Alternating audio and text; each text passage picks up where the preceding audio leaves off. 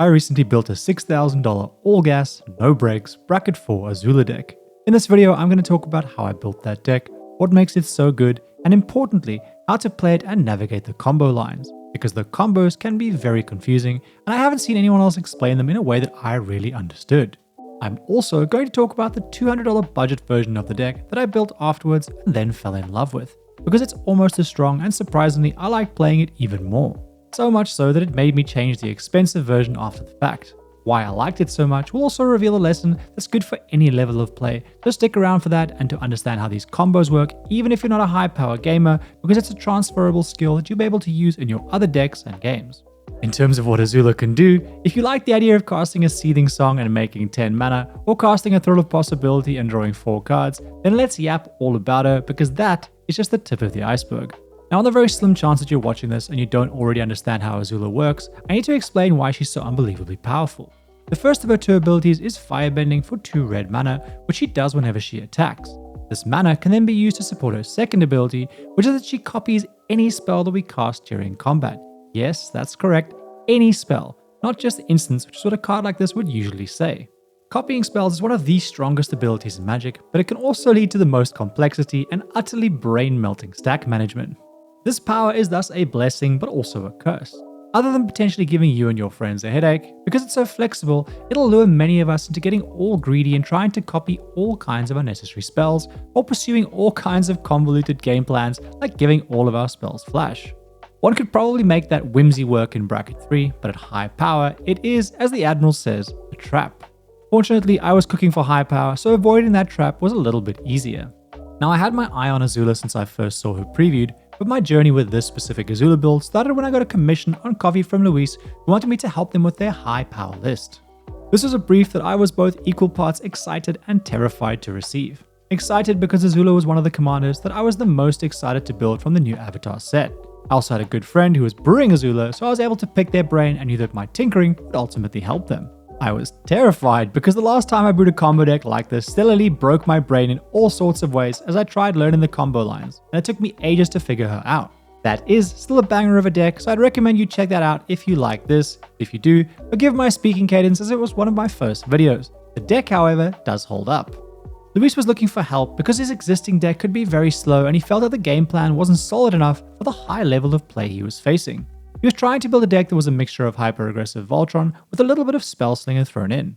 But this presents a big problem. At high power levels, especially bracket 4 and above, there's very little room for whimsy, or very little room for what often accompanies whimsy, and that's trading powerful cards for suboptimal card choices because it's more interesting or fun.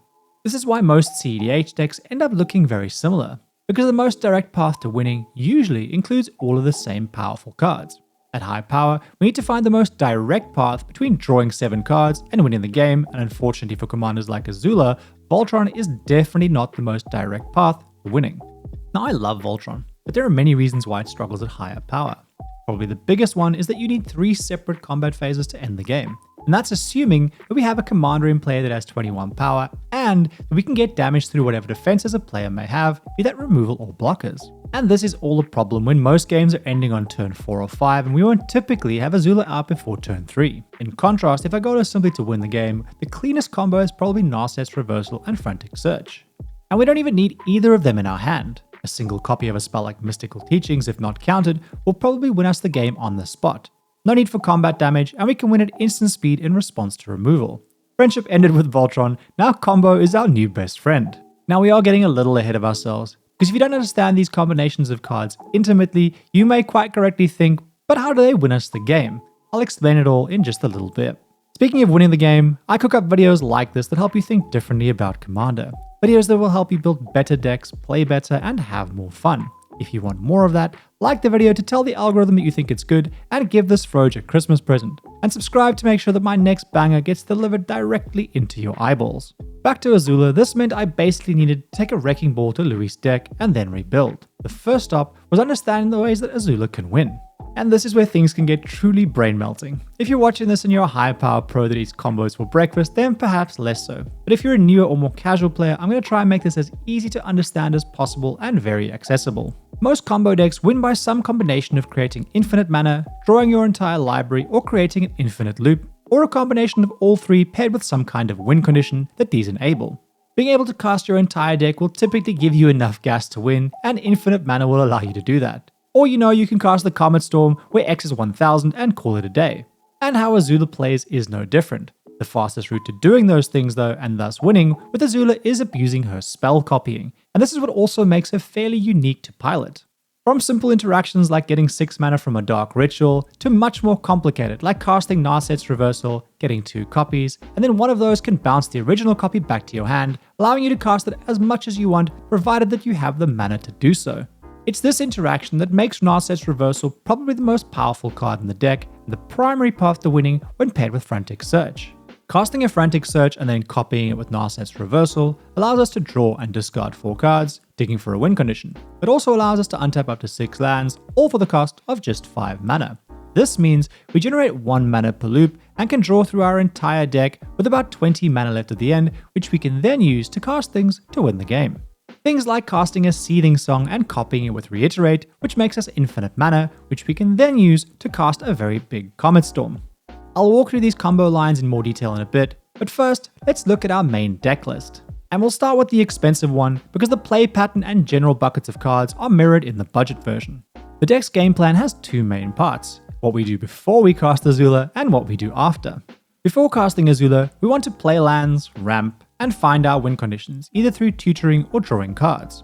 I won't comment too much on the lands because they're pretty straightforward, but we do have an array of MDFCs and lands like Mistrise Village and Cavern of Souls that can help us resolve all important spells, and Gemstone Caverns and Ancient Tomb can accelerate us. Speaking of acceleration, in the ramp department we've got a handful of fast mana that you'd expect to see at high power, and a heap of other mana rocks. We've also got Big Score and Unexpected Windfall. Both are great before casting Azula to set us up, and even better if we cast them during combat. When it comes to card draw, we have a whole bunch of cheap filtering spells like Brainstorm and Thrill of Possibility style spells. Both are intended to help us find what we want in the early game and make it much easier to keep a random hand. A questionable hand with a Brainstorm is much easier to keep than a questionable hand without one. The 1 mana card draw spells aren't anywhere near as good as Thrill of Possibility when we have Azula out, but that's not what they're meant for. We then also have an array of typical high power card draw staples, things like Mystic Remora, Fairy Mastermind, Rhystic Study, and now Wan Shetong. As expected in a high power combo deck, we also have the staple high power tutors. Now let's talk about the far more complex part of the deck, the stuff that we cast after Azula is in play. The vast majority of it is at instant speed, given it needs to be cast during combat. We'll start with the first thing we're going to want to do after casting Azula, and that's protect her. We've got a whole bunch of cheap or free protection spells, from Swansong to Fierce Guardianship. We also have Hydroelectric Specimen or Sink into Stupor that can help us in a pinch as MDFCs. Pact of Negation is also amazing, but we really only want to play that on the turn that we're trying to win. Another spell that's very good, but has similar limited use, is Final Fortune, which gives us an extra turn, but we've got to win on that said turn or we lose the game. This is one of 3 sort of random cards in the deck. Snapcaster Mage is another, and while it doesn't have an inherent role, is crazy value, because 2 mages equals 2 spells we can flash back, which both get copied, giving us 4 spells. Probably the main value it has is redundancy in case our stuff gets countered. Born Upon a Win is almost more of a win condition and is an important flash enabler, mostly for Underworld Breach as part of our win lines. What's left is in-combat tutors, instant speed ramp, and lastly our win conditions. And this is where things get a little more complicated. I'd say 80% of the deck's complexity comes from our combo turns and how we play out our combat phases. I'm going to explain the combo loops in detail shortly, but first let's take a look at our win conditions so that you know where we're trying to get to. I've already mentioned how Narset's Reversal and Frantic Search are a 2-card combo that draws through our entire deck and gives us about 20 mana for our trouble. Narset's Reversal and Turnabout can instead give us infinite mana. If we have infinite mana, we can then use Narset's Reversal paired with a Lightning Bolt for infinite damage. Or we can simply Comet Storm the table for infinite damage as well. If for some reason we don't have access to Reversal, we can also make infinite mana with Seething Song and Reiterate. And if we have infinite mana, we can infinitely buy back Reiterate, doing, you guessed it, infinite Lightning Bolts and infinite damage. Or again, just an infinite damage Comet Storm. Next up we have Underworld Breach, which is great redundancy if our win conditions end up in our graveyard. More importantly, along with Invoke Calamity, they're an important part of our tutor lines. Invoke Calamity allows us to cast up to 2 spells for a total of 6 mana from our hand or, importantly, the graveyard. Speaking of tutors, let's talk about the two cards that if cast successfully will basically win us the game on the spot, and that's Waterlogged and Mystical Teachings. When we cast either of these spells, we get 2 copies, which means we can instantly go and fetch our primary combo of Frantic Search and Narset's Reversal. Should we not get either of these spells, we have backups in Intuition and Gifts Ungiven. Given we also get 2 copies of each of these when cast, we're able to assemble a combination of choices that really don't give our opponents much choice at all, and again allow us to attempt to win. Last but not least is our mid-combo ramp. Dark, Desperate, and Pyretic Ritual all give us 6 mana and are critical to making our Gifts and Intuition lines work. When building a deck like this, what we exclude is almost as important or more important as what we do include. I've already mentioned my lack of interest in certain cards that distract from our core game plan, like Flash Enablers. I've also chosen to omit combos like Wheel of Fortune paired with Lion's Eye Diamond and Breach, as well as dual cast the Mage lines, cards like Vivi, or additional win conditions like Brain Freeze. I'll explain in a bit more detail why I omitted all of these near the end when I talk about the budget list. But before that, we need to talk about how to pilot this deck, because a trap that many newer or casual players fall into is tasting higher powered decks or cards, getting drunk on power, and then finding a video like this and effectively getting behind the wheel of a Formula 1 car with no idea how to drive. So let me give you some key driving lessons so that you can arrive alive. Our core game plan before playing Azula is simply to hit our land drops and ramp, and then find our combo or tutors. We may also have to stop someone else from winning with one of our many counterspells. When it comes to an opening hand, we're happy if we have at least 4 sources of mana, a source of protection, and combo pieces or a tutor. The cheap card draw spells are critical and can replace any of this as long as we have the mana in hand to cast them. So my priority is good mana and card draw, especially if we have an acceleration piece like Ancient Tomb, Gemstone Caverns, or a Mox. Here is an example of turn 2 with a very average or even bad hand. We have 4 more sources of mana, part of a combo line and a ponder. I drew into protection with an Offer You Can't Refuse, which is great. I play the Mana Rock and then I ponder. And wouldn't you know it, we have a Teachings waiting for us and a Mana Rock, allowing us to ramp into it earlier. This sets us up for a turn 3 where I could play ramp, hold mana open to counterspell, and then disrupt anyone trying to win. On turn 4, I'd play Azula with mana open for a counterspell to protect her or to stop someone from countering her. On turn 5, we're now able to attack with Azula, and because we have a Waterlogged Teachings in hand, it means we can attempt to win.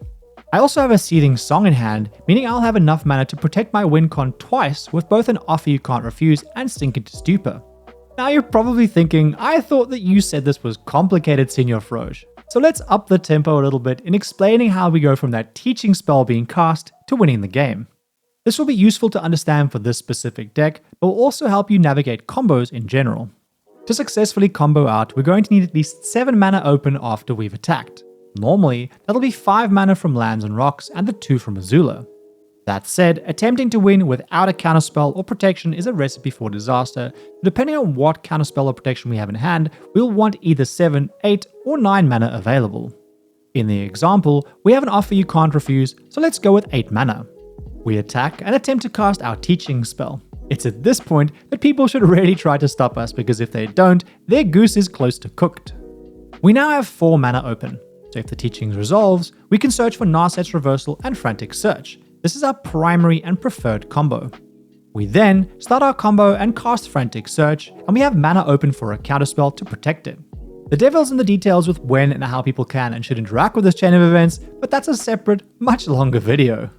Let's just assume that our Frantic Search resolves, and it's now time to learn the loop! For someone that isn't a stack management expert, this could be brain-breaking, but my hope is that it's going to be very simple. If it is, hit me with a good job Froge in the comments so that my tired brain gets a dopamine hit. To reiterate what I said earlier, Azula gives us 2 copies of Frantic Search and 2 copies of Narset's Reversal. This allows us to bounce our original copies of the spells to our hand and allows us to draw and discard 4 cards, digging for our win conditions. We untap 6 lands every loop for the cost of 5 mana, which allows us to do this over and over again. Just be sure to stop before you deck yourself and be careful of a cheeky opponent who may have the ability to force us to draw a few cards. Anyway, back to the loop! We start by casting Frantic Search, which puts the original spell and a copy on the stack. We then resolve the copy, untapping 3 lands and drawing and discarding 2 cards. We then have the original on the stack. Then we cast Narset's Reversal. We again have the original and a copy go on the stack. With our first reversal, we target the Frantic Search, and with the second reversal, we target the first one. We then resolve the copy, and it bounces the original reversal back to our hand and puts another copy of it onto the stack. We then resolve the copy of reversal, bouncing the Frantic Search to hand and putting a copy of it onto the stack as well. We are now left with Frantic Search and Narset's reversal in our hand and a copy of Frantic Search on the stack. We can then resolve the copy, making sure we floated any extra mana if we don't have 3 lands to untap, and then draw and discard 2 cards and untap 3 lands. We'll have 1 mana floating and can repeat this loop as much as we want till we hit our win conditions. A reminder that our win conditions are creating infinite mana and then burninating. We can make infinite mana with Turnabout and Narset's reversal, or with Seething Song and Reiterate. The Turnabout loop is basically the same as the Frantic Search loop, so I won't explain that in detail. The Seething Song and Reiterate combo does have minor differences, so it's worth explaining it. It starts by casting Seething Song, which gives us the original and a copy on the stack. We then resolve the copy, giving us 5 red mana and leaving the original on the stack. We then cast Reiterate, activating its buyback cost for a total of 6 mana. We now have a Seething Song, Reiterate, and copy of Reiterate on the stack, and we aim both copies of Reiterate at the Seething Song. We now resolve the copy of Reiterate, which gives us another copy of Seething Song, and we then resolve that copy and get 5 red mana, leaving us with the original Seething Song and the original Reiterate on the stack. We then resolve the Reiterate, which goes back to our hand and puts another copy of Seething Song on the stack, leaving us with 2 Seething Songs on the stack, the copy and the original. We then resolve the copy, leaving us with the original Seething Song on the stack and 9 red mana floating. We can now cast Reiterate from our hand, repeating the loop from the point shown by the black arrow, and et voila, infinite mana. Most of the time, you want to resolve your Search and Reversal combo, which will draw you into one of your infinite mana combos. Then, you're free to choose the win condition of your choice, be it Infinite Lightning Bolt, which basically works the same way as the Frantic Search and Narset's reversal loop, or Infinite Comet Storm. Okay, I hope you're still with me, but I bet you're thinking, what about Gifts Ungiven and Intuition? Well, I'm glad you asked. Casting either of these gives us 2 copies of the spell. This then creates 2 groups of 4 cards, or 3 cards in the case of Intuition, that you could search for. An opponent gives us 1 or 2 from each group, and while it seems like a choice, it's really just an illusion, because any combination gives us a path to comboing out. The first group of cards we will make are our tutors, and the second group of cards we will make are simply mana generators that allows us to cast them. Thus, I'm going to focus on the first group because we simply cast whichever ritual we get to make enough mana to cast those tutors. If we look at the first group for Gifts Ungiven, these are the possible combinations that we can get. The number of options we have is cut down because we have effectively 2 identical spells. If an opponent gives us 2 teaching spells, well, that's great. That's 4 tutor targets, and we can use the first to find our infinite mana combo and the second to find a win condition like a Comet Storm. Or we can simply search for Search and Reversal and draw our entire deck, though it's not technically needed. If an opponent gives us Underworld Breach and Invoke Calamity, it's important to remember that everything we didn't get is now in our graveyard. We can cast Invoke Calamity and target a ritual if we need it, and a teaching spell. We can then use that tutor for Born Upon a Wind, which allows us to cast the Breach. With the other teaching spells in our graveyard, we can use it to tutor for Narset's Reversal, and with Frantic Search in our graveyard, we can combo out. If we get a Breach and a Teachings, we can use the Teachings to fetch Born Upon a Wind and a ritual. We can then cast it and the Breach, and we then have everything else we need in our graveyard to allow us to win from there. If we get a Teachings and Invoke Calamity, we can use the Teachings to get an infinite mana combo, and then we can use Invoke Calamity to cast the Teachings in our graveyard and fetch Comet Storm and win. We can use the same logic with our Intuition lines, but because there's less options, it's fortunately a little bit easier. We have the tutor pile and the mana pile, and what they give us from the mana pile doesn't really matter. Then from the tutor pile, they're either going to give us a copy of Teachings or a copy of Invoke Calamity that can fetch the Teachings in our graveyard, so either way, we get a copy of Teachings, and as you already know, if we resolve a copy of Teachings, we're pretty much winning the game. To compare this to our win line earlier, we'd now attack, and instead of using the 4 mana for a Teachings, we'd use that 4 mana to cast Gifts. We then get one of our combinations of cards. Let's assume in this case that our opponent gives us a Mystical Teachings, Invoke Calamity, Turnabout, and Pyretic Ritual. We can now cast the Ritual, giving us 6 mana, and then use 4 of it to cast the Mystical Teachings, fetching both Reiterate and Seething Song from our deck. We then use them to create infinite mana, and from there, we can flashback Mystical Teachings and fetch a Comet Storm to win. Intuition is again similar, but much easier given we immediately get access to a teaching spell, and you know what happens from there. Something that I'm not going to cover here in detail is mana management and ensuring that you have the appropriate number of colored pips at the right times. Most importantly, you're going to want to manage your access to blue mana pips, because we have ways of generating both red and black mana with rituals, but no way of generating blue other than untapping our lands. Given how important blue is to our key tutors and combo pieces like Narset's Reversal, it's important to keep an eye out for that. But the best way to learn this is to play the deck a few times and figure it out from there. Other than blue pip management, probably the most important thing you need to know from a mana perspective is that the likely routes to combo out are teachings, gifts, or intuition, and that you need 7 mana including the 2 that we get from Azula's trigger to combo out with teachings. Intuitions is similar and gifts costs 8, but similar to understanding what pips you need, goldfish in the deck a few times will help you understand how much mana you need and how you can play those lines. Okay, that was pretty information dense, but hopefully it's helpful and you can come back to it if you get stuck. So let's lighten things up a little bit by talking about the budget list and why I liked it so much more than its big money version and the lessons that I learned because of it. The budget list made a lot of changes across the board, but the actual impact of those changes is actually fairly low. The mana base obviously changes significantly, but remains reliable. We lose some of the fast mana pieces in the ramp section, but we fill that gap with 2-cost mana rocks and strike it rich. Given we're building to a single big turn, treasures are almost as good as a mana rock in this type of deck. In our protection package, we lose all of our free interaction, but we make up for it with some cheap counter magic. This does however mean that we probably need 1 more mana to combo out reliably, but at worst that slows us down by like a single turn. When it comes to the tutors, we lose all the staples, but are able to bring in things like Merchant Scroll, Solve the Equation, Personal Tutor, and Limdal's Vault, which all do a very good job of replacing the cards that cost 10 times more money. The biggest loss here is Intuition, but again a single card isn't really that big a deal. Our win conditions remain identical, with the exception that we swap out Breach for Past in Flames. It's obviously a little bit more expensive, but other than that, there is no significant effect on how our deck functions. Piloting the deck is basically identical to how one plays the high price tag version. The only real difference being that the highs of the expensive list are a little bit higher, and that the deck can power out wins a turn or two earlier some of the time. The average game, however, ends up looking almost identical. But let's talk about why I like this version more. When piloting early versions of the expensive list, my deck mirrored most CDH style decks. I had all these powerful cards, ran a land count in the low 30s, and my game was very reliant on hitting the right cards in my opening hand. A good hand was incredible, but that seemed to happen pretty rarely, maybe like once out of 10 games.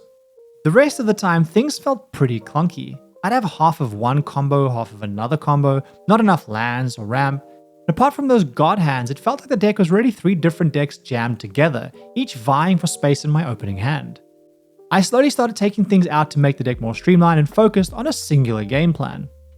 When I first created the budget list, I had a bunch of card slots available because of things that I was forced to take out, and I filled those with cheap 1 or 2 mana draw spells. The effect that had on how the deck played was incredible. Instead of 1 or multiple mulligans every game, I barely needed to mulligan at all. Almost every hand that I drew was playable, and most of those hands I ended up drawing into exactly what I needed to either hit my land drafts, my ramp, or my combo pieces. I liked this so much that I went back to change the expensive list into what you've now seen. It includes a bunch of cheap draw spells because of the positive effects that they had on the budget deck. While these cheap draw spells don't really synergize with Azula's copy ability, that doesn't really matter because their job in the deck is to reliably get me to the point where I'm doing what I want with Azula in the first place. If I've got Azula in play and I'm attacking and I'm casting card draw spells, something has gone very, very wrong. I've heard of cards like these, in this case the cheap card draw spells, referred to as smootheners in the past, and that's exactly what they did here. These cards are the grease that makes the engine of the deck run smoothly. I've had this experience before with my Merrin deck, where I took out a whole bunch of powerful creatures and replaced them all with 1 mana dorks, and this had a very similar effect on how the deck played and made it infinitely better. In building this deck, and especially the budget version, I relearned 2 key lessons. The first is that cutting out the fat and reducing the amount of things the deck is trying to do and making a deck more focused makes it much better. This is why I excluded a bunch of the very strong cards, combos, and lines. They weren't critical to the plan I was trying to enact or the experience I was trying to have. And including them would have meant that I didn't have space for all the smootheners that actually greased the engines to my main plan. Haste enablers are a really good example here. I've seen many Azula decks lean heavily into haste, but with our game plan, it's a really bad idea. We're not going to be able to cast Azula, then give her haste, and combo out in the same turn that we play her. It would simply cost way too much mana. And going into combat with Azula, we'll see people attempt to remove her every single time, as they should. So I would rather play her and have mana open for a counterspell or protection that I can use either that turn, the turn I attack, or to stop someone else from winning the game, which a haste enabler simply won't do. I also don't like either of the boots, because someone can remove her in response to me going to equip and then she dies, as opposed to us countering a proactive removal spell that someone's cast and then she lives. Then secondly, I relearned how building a deck that is powerful and feels good to play is not reliant solely on the strength of the cards that go into the deck, but is much more so based on the synergy that the individual cards create in the deck and the specific purpose those cards are fulfilling. I say relearned because this is something that I already knew and have talked about numerous times, be it in budget-focused videos or videos about focus. But I think that continually learning and relearning the same lessons is as important as those aha moments for the first time we learn a completely new concept. Here, making more reliable, boring choices will often yield far better results than the flashy, expensive ones.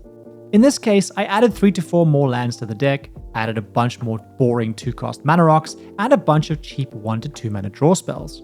Is this the norm at high power? Definitely not. But did it make the deck infinitely more reliable and far more enjoyable to pilot for me personally? Very definitely yes. Again, so much so that I changed the expensive version to match the cheaper version because of how much more I enjoyed playing the deck than I did the expensive one. This lesson is also backed up by my recent adventures back into competitive formats, and especially Pauper. Turns out that a bunch of synergistic commons can produce some of the strongest constructed decks that I've played, but that's a whole other video.